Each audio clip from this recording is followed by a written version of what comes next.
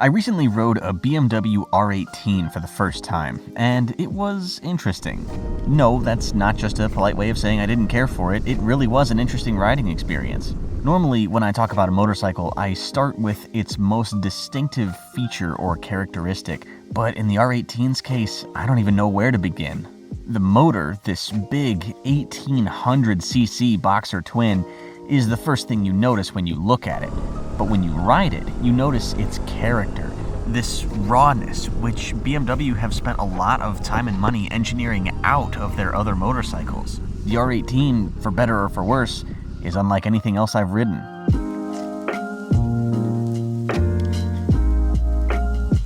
I rode this R18 Classic at Motorcycles of Dulles in Dulles, Virginia, who were holding a special R18 demo event. There were burgers, there was BMW merch, and of course there were R18s available to test ride.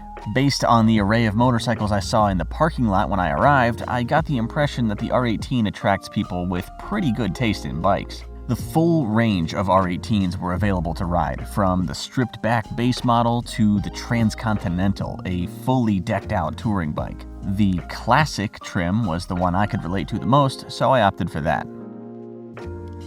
Getting into the saddle, one is greeted by these two giant protruding cylinders. These are the reason people said BMW couldn't build a cruiser using their trademark boxer-style engine. Those cylinders make it impossible to adopt a feet-forward riding position like most cruisers have. But BMW did it anyway, and I honestly don't mind. In fact, I prefer mid- or rear-mounted pegs on most motorcycles. What I did mind, though, was the curb weight.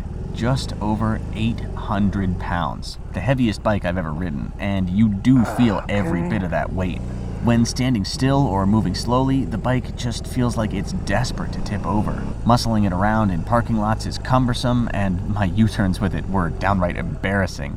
I'm still pretty new to big cruisers, so maybe this is standard fare for the class, but I am pretty sure BMW could have made the R18 carry itself better if they'd wanted to. But they didn't want to, and that's kind of the whole thing about the R18. BMW know refinement, and this is a very intentionally unrefined bike. It's air-cooled, it has a dry clutch. On the Classic, there's no tachometer, no TFT display, there aren't even separated turn signal lights on the dash. This bike does actually have a lot of tech on board, but you have to navigate all of it on this tiny LCD display that's practically hidden on the single clock dash. Wow. The R18 shakes at idle. It shakes under acceleration, it shakes under braking, it shakes when cruising. This motorcycle simply cannot sit still. Because of the longitudinal crank, the bike twists to one side when you fire it up. And when you rev it. And if you don't rev match your downshifts just right. Between that and the sight of those exposed cylinders in front of your knees at all times, the R18 absolutely will not allow you to forget what it is you're riding. To be honest, that's my favorite thing about this bike, and it makes it fun to ride out on the open road.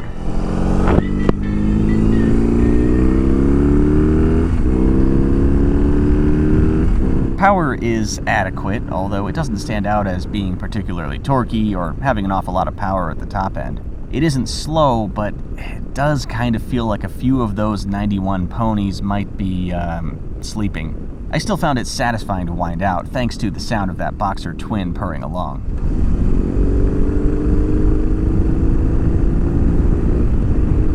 I unfortunately did not get to try out the reverse gear because, well, I forgot to. I did see it in use though, and it seems great for helping you waddle out of an inclined parking space. Much appreciated on something this heavy. When the R18 was first revealed, the naysayers said it would fail because of those mid-mounted pegs, just like BMW's previous attempt at a boxer cruiser, the R1200C. However, the R1200C didn't fail because it lacked highway pegs. It failed because it was ugly, and in that department, the R18 succeeds. This is a beautiful motorcycle. Fit and finish is an A+.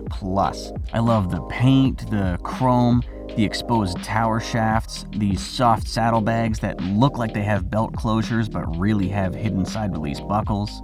The big protruding cylinders are downright iconic, and the whole engine evokes kind of an aviation vibe to me.